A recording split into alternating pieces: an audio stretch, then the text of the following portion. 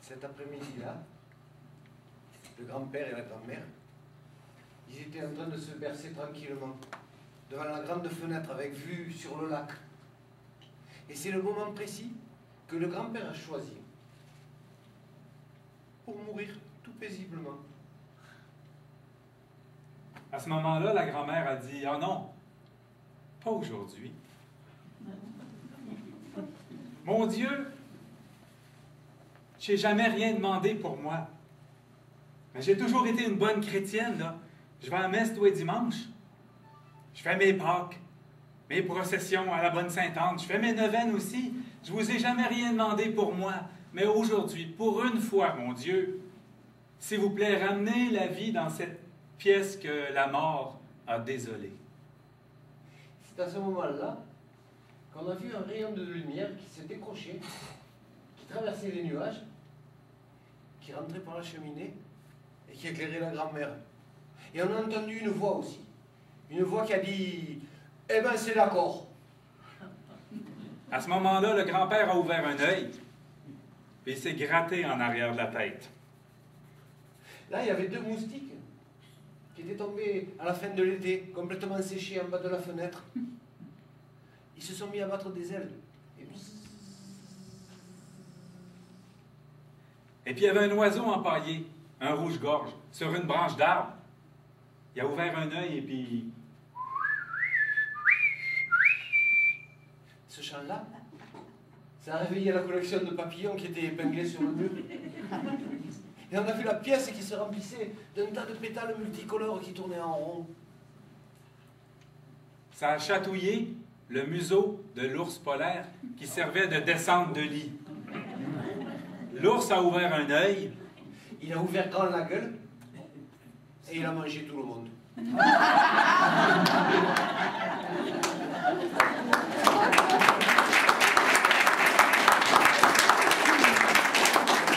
Bonsoir. Je suis très content. On est très content de vous voir ici. Merci au Palais des Arts de nous accueillir. La plupart d'entre vous me connaissez déjà. Bon, mon nom c'est Pierre Labrèche, mais je suis très heureux d'accueillir avec moi pour faire le spectacle mon ami Serge Valentin, qui est conteur, qui vit en France, dans une région qui s'appelle les Cévennes, au sud de la France. Et puis, on s'est connus il y a quelques années, quand j'étais en France. On s'est connus et puis on a décidé de monter des trucs ensemble.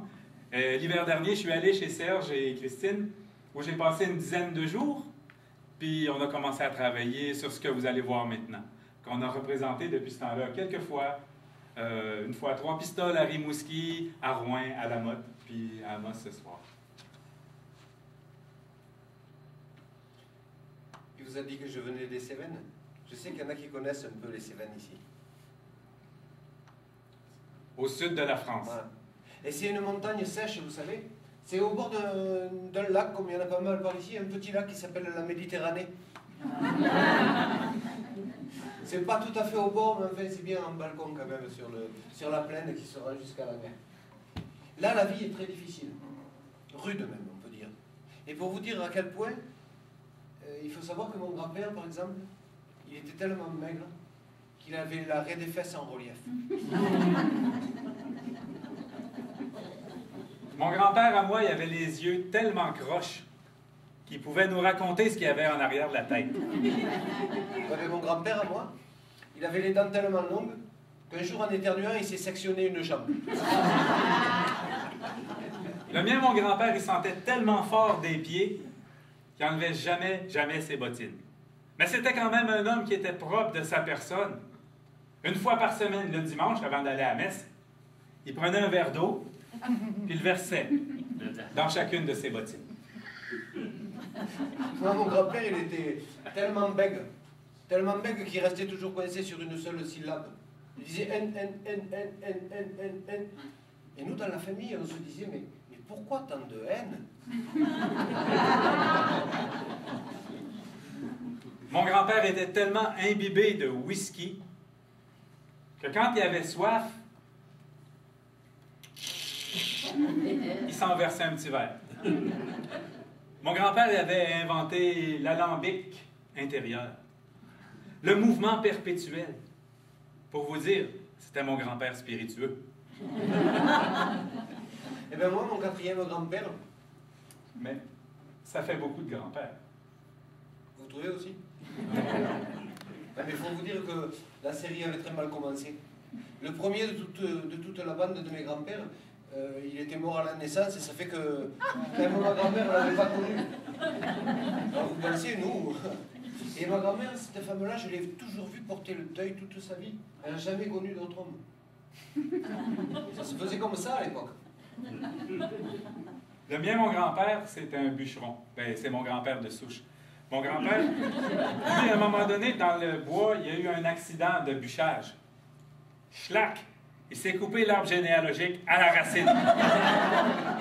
Bon, il y a des greffons qui sont partis à gauche, puis à droite, mais on ne sait pas exactement par où. C'est marrant, parce que moi aussi, j'avais un grand-père bûcheron. Il était jaloux. Tellement jaloux qu'on disait qu'il était jaloux comme un pied. Vous savez? Un pied jaloux.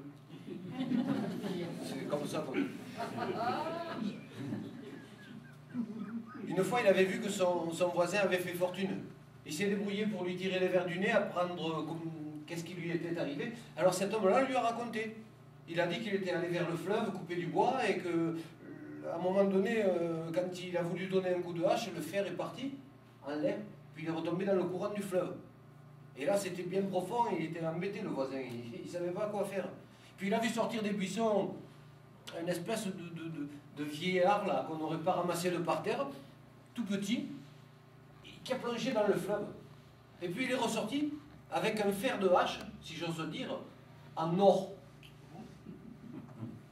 Et seulement le voisin il a dit non, c'est pas le mien ça. Le drôle de petit vieux il a replongé. Il est ressorti avec un fer de hache en argent ce coup-ci.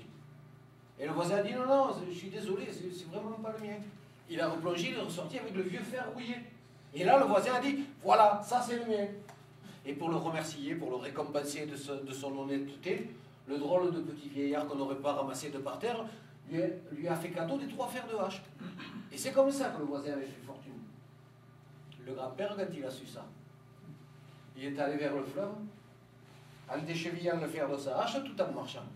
Et quand il est arrivé au bord de l'eau, le premier tronc qu'il a vu, il a donné un coup de dent, il a fait « Oh zut, le fer de hache est tombé dans la rivière, oh là là là là !» Il a vu les feuilles s'agiter, le drôle de petit vieillard qu'on n'aurait pas ramassé de par terre, qui plongeait dans le fleuve, qui est ressorti avec le vieux fer rouillé.